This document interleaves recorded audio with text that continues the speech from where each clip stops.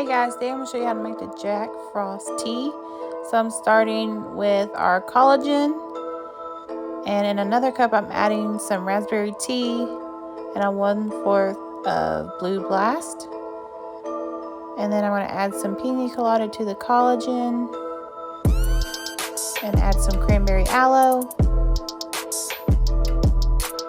And then I'm going to froth that up really good. And then I'm going to add some blue raspberry stevia, add some ice, and then add a lime Liftoff, more ice and water. And then I'm going to top it with the blue blast and raspberry tea. And that's it. That's how you make a Jack Frost. Thanks for watching.